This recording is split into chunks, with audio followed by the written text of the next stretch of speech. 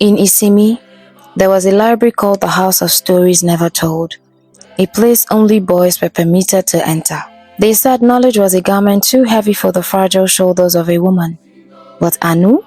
She listened to the whispers of forbidden dreams. Every night, when the moon climbed high, when the rooster's eyes were closed, when the elder snores ruled the air, Aanu would creep from her mat, bare feet kissing the cold earth, toward the library. The door spoke in creaks, the doors danced in moonlight. The shelves stood like ancient giants, and books, oh the books, they called to her like the spirit hungry for a listener. She learned histories the elders hoped to bury. She learned proverbs that tasted like fire. She learned of lands where women ruled and men sang lullabies. Knowledge poured into her like the river enters the sea. She became the girl who stole the moonlight. But every secret has a shadow, and every shadow hungers. One night, a breeze colder than death bruised her skin. Someone else was there. A silhouette, tall, stern, stood among the shelves. Child, a voice growled. Knowledge can build a home and burn it to ashes. It was Baba Ogunfayo, the chief historian, the guardian of the written word. His staff struck the floor like thunder.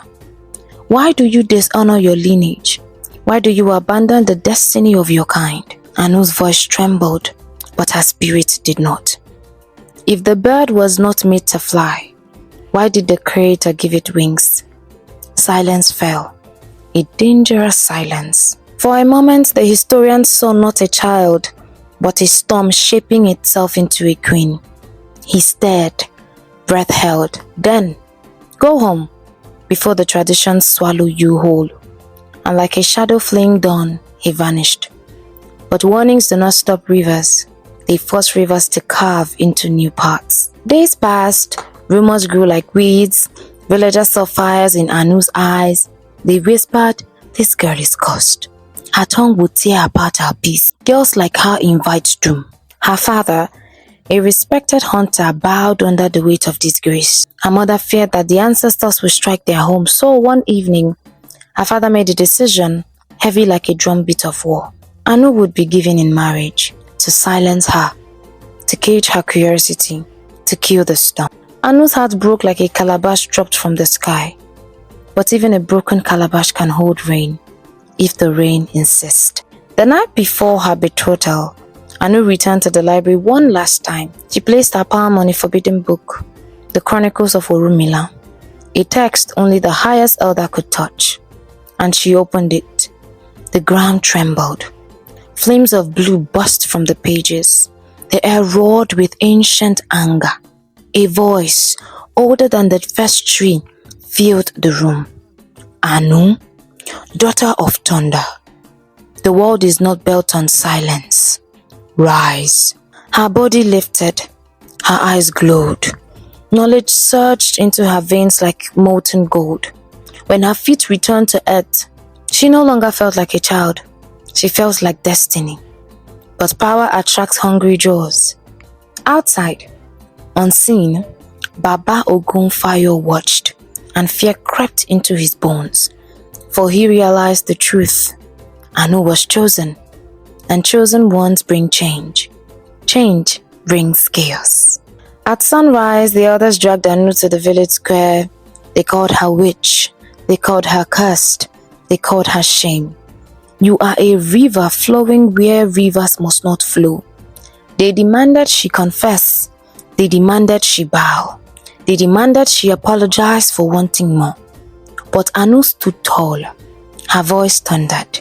If the sky has room for both sun and moon, why must the world have room for only one kind of dream? Gasp, cries, fear. Baba Ogunfayo stepped forward trembling. Knowledge in the wrong hands brings ruins. Aanu stared into his soul. Then teach us to use it well. A challenge, a declaration, a battle cry wrapped in grace. The others roared in anger. They sentenced her to the test of silence, a trial that had ended the spirit of many before her. She would be locked away in the sacred cave of shadows for 7 nights. If she broke, if she screamed, if she begged, tradition would claim victory. But if she survived, Isimi would never be the same. The sacred cave was not just a stone. It was alive. It fed on doubt. Whispers clawed at her mind. You are nothing. Women are made to kneel. No one will remember your name. Darkness pressed against her skin. On the 3rd night, she tasted despair. She almost surrendered. Almost. But then, through cracks in the cave wall, a beam of moonlight slipped in. Moonlight, her companion.